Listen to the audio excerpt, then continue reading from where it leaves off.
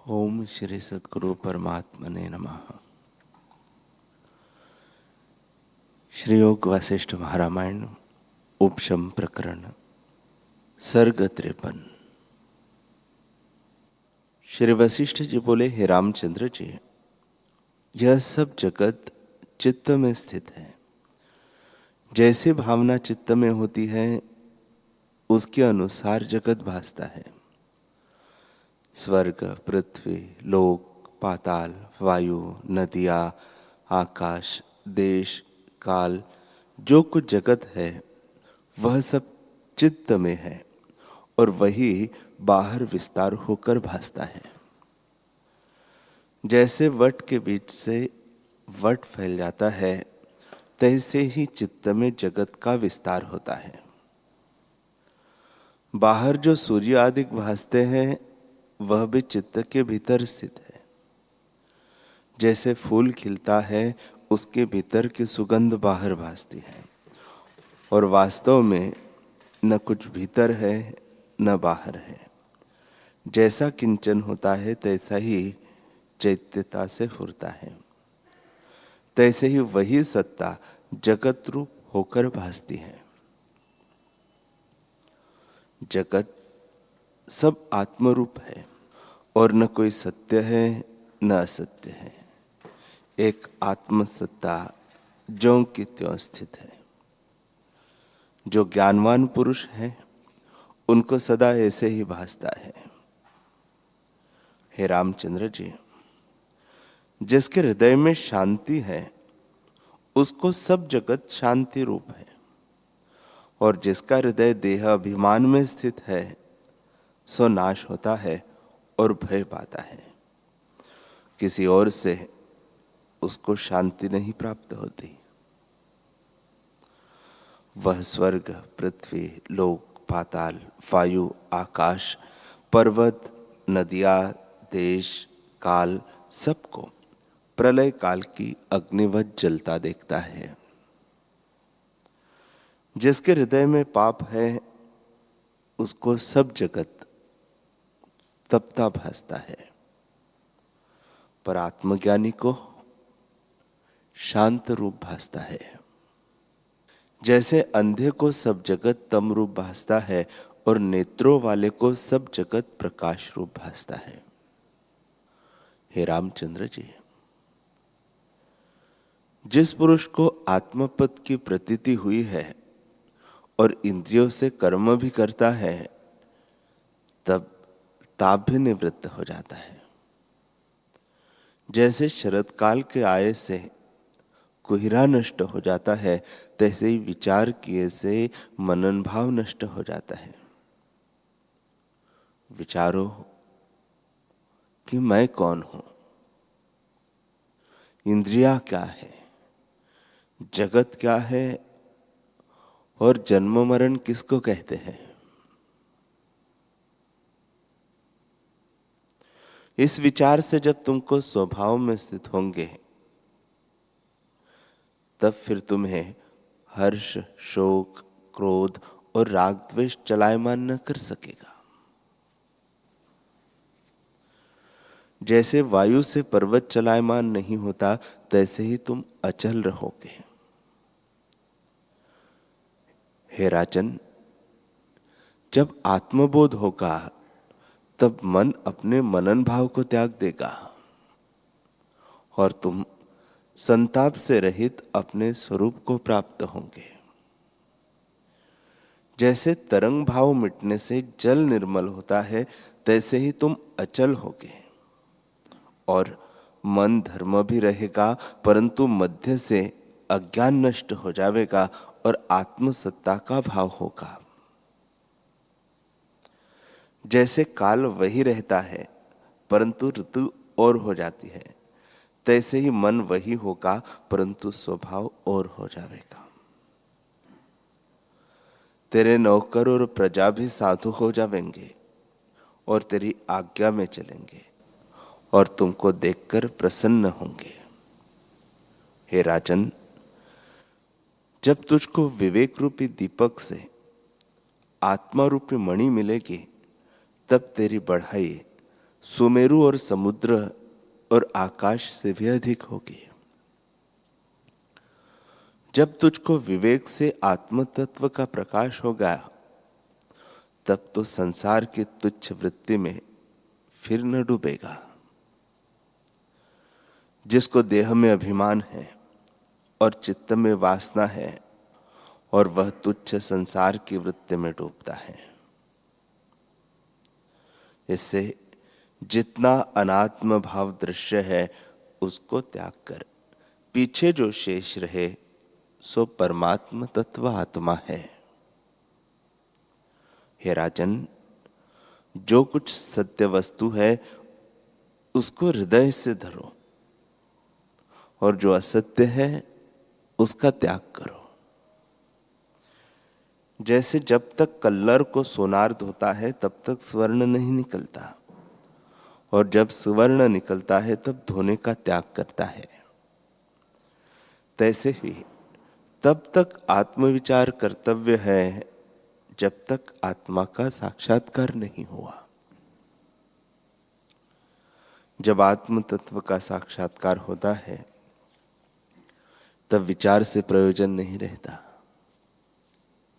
हे राजन, सब में, सब प्रकार, सब काल, सब आत्मा की भावना करो, अथवा जितना दृश्य भाव है सो सब त्याग करो, तो जो शेष रहेगा सो तुमको भासावेगा। जब तक सब दृश्य का त्याग न करोगे तब तक आत्मपद का लाभ न होगा। सर्व दृश्य के त्याग से आत्मपद भासेगा। हे राजन, जब किसी वस्तु के पाने का यत्न करता है तो और का त्याग कर उसी का यत्न करिए तो प्राप्त होती है। तो आत्म तत्व अनन्य हुए बिना कैसे प्राप्त होगा? जब अपना संपूर्ण यत्न एक ही की ओर लगता है तब उस पद की प्राप्ति होती है। इससे आत्मपद के पाने के लिए सब दृश्य को त्याग कर सबके त्याग किए से जो शेष रहे सो परम पद है। हे राजन, सबके त्याग किए से जो सत्ता अधिष्ठान रहेगा सो तुझको आत्मभाव से प्राप्त होगा। वशिष्ठ जी बोले, हे रामचंद्र जी,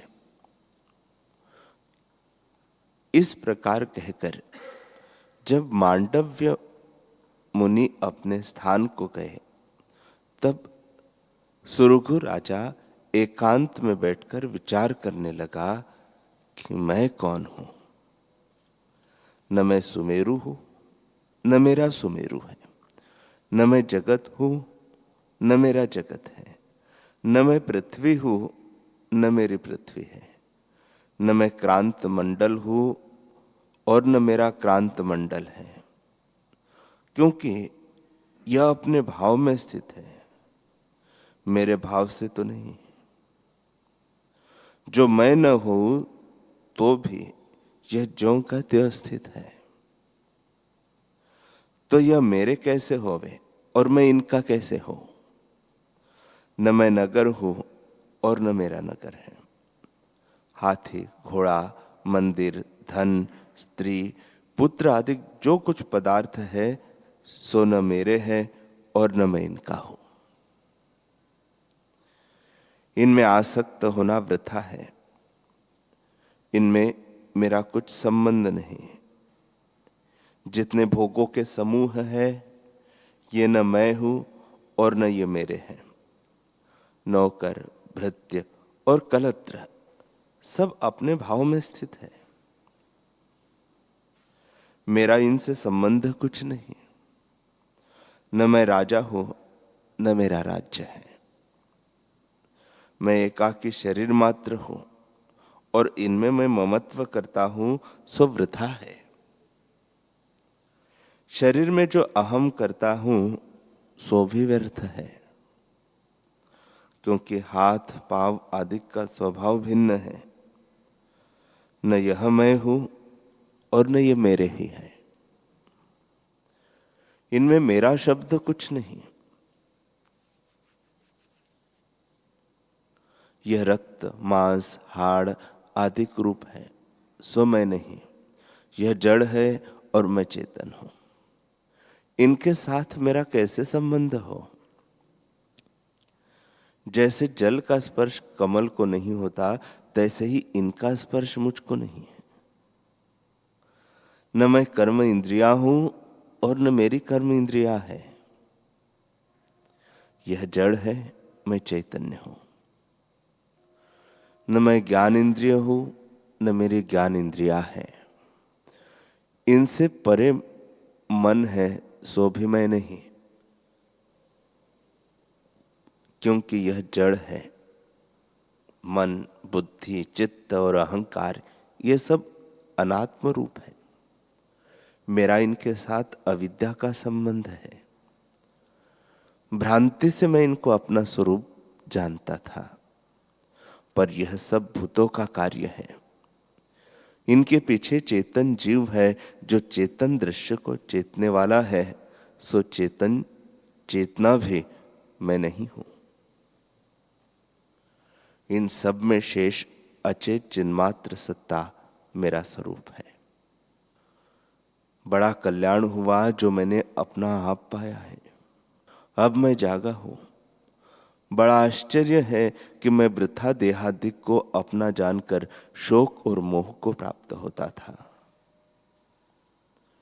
मैं तो एक निर्विकल्प चेतन और अनंत आत्मा सब में व्याप रहा हूं और ब्रह्मरूप आत्मा हूं। इंद्रियों से आदि जितने भूतगण हैं, उन सबका मैं आत्मा हूं। यह भगवान आत्मा सबके भीतर व्यापा है।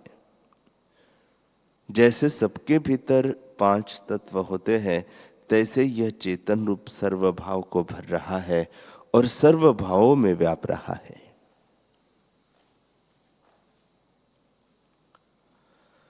भैरव रूप और उदय अस्त भावादि विकारों से वह रहित है। ब्रह्मा से आदि तृण पर्यंत सबका आत्मा यही है। सब प्रकाशों को प्रकाशने वाला दीपक वही है और संसार रूपी मोतियों के पिरोने वाला तागा और सबका कारण कार्य यही है। वह साकार से रहित है और शरीर आदि सब उसी की सत्ता से उपलब्ध होते हैं। शरीर रूपी रथ इसी से चलता है। वास्तव में शरीर आदि कुछ वस्तु नहीं। यह जगत चित्त रूपी नट की नृत्य लीला रूप है। चित्त में जगत फुरता है, वास्तव में और कुछ वस्तु नहीं। बड़ा कष्ट है कि मैं वृथा संग्रह असंग्रह की चिंता करता था। यह गुणों का प्रवाह है, इसमें मैं क्यों शोकवान होता था। बड़ा आश्चर्य है कि असत्य भ्रम सत्य हो मुझको दिखता था। अब मैं निश्चय करके संप्रबोध हुआ हूं और दूरदृष्टि मेरी दूर हुई है। दृष्टि की जो अलग दृष्टि है, सो अब मैंने देखी है। और जो कुछ पाने योग्य था, सो मैंने पाया है और अचैत्य चिन्मात्र को मैं प्राप्त हुआ हूं। जो कुछ दृश्य है उसको मैं स्वरूप से देखता हूं और अहम मम दुख मेरा नष्ट हुआ है। मैं चिदानंद पूर्ण और नित्य शुद्ध अनंत आत्मा अपने आप में स्थित हो।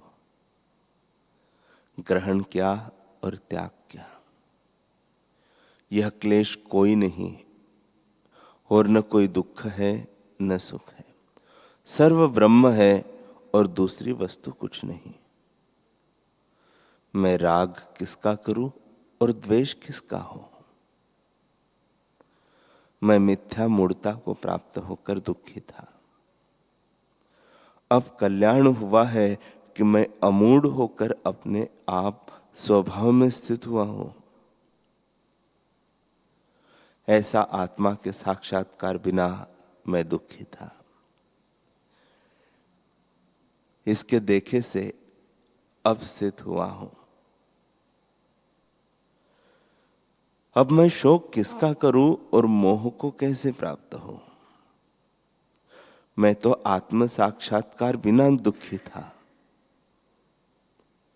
अब मैं क्या देखूं, क्या करूं और कहां स्थित हूं।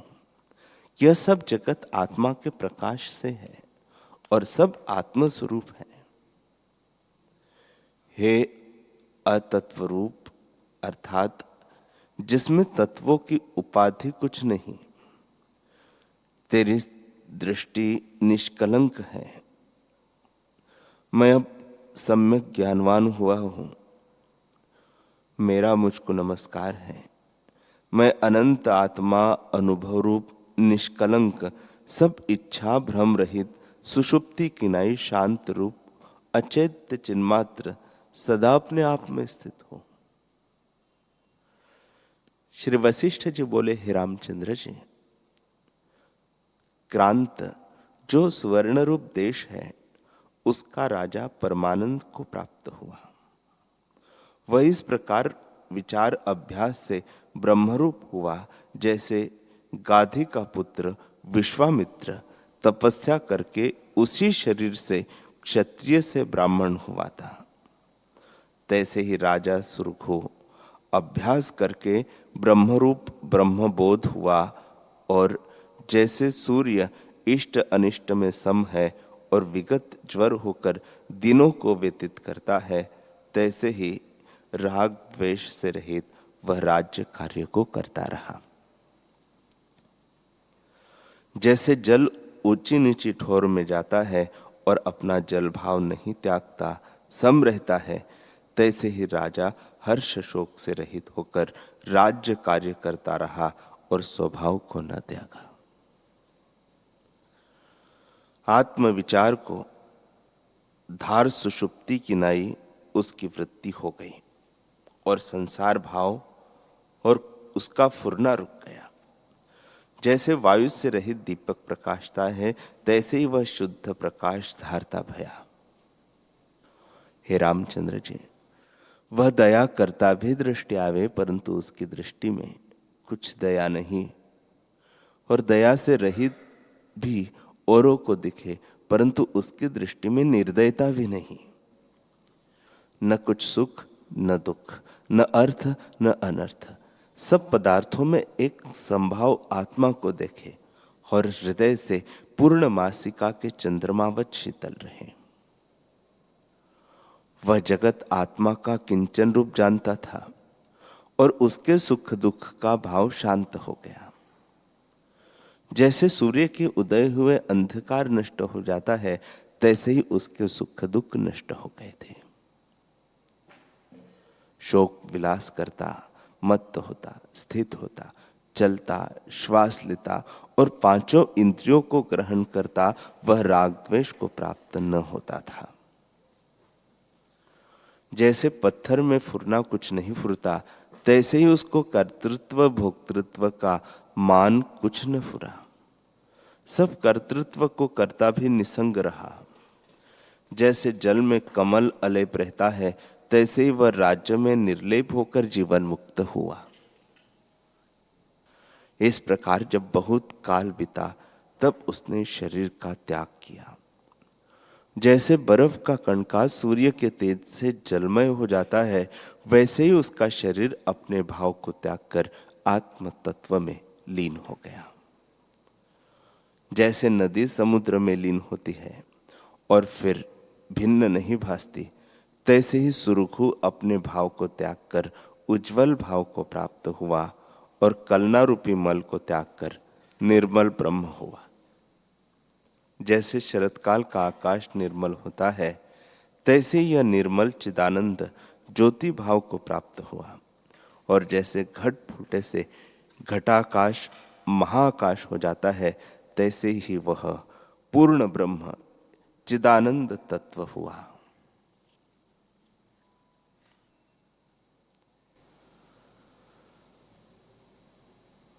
हरि ओम।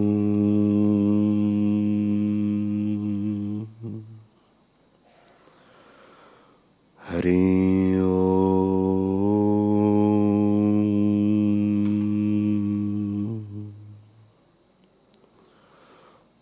ओम। सहना भवतु सहनौ भुनक्तु सह वीर्यं करवावहै तेजस्विनावधीतमस्तु मा विद्विषावहै। ओम शांति शांति शांति। श्री सद्गुरुदेव भगवान की जय।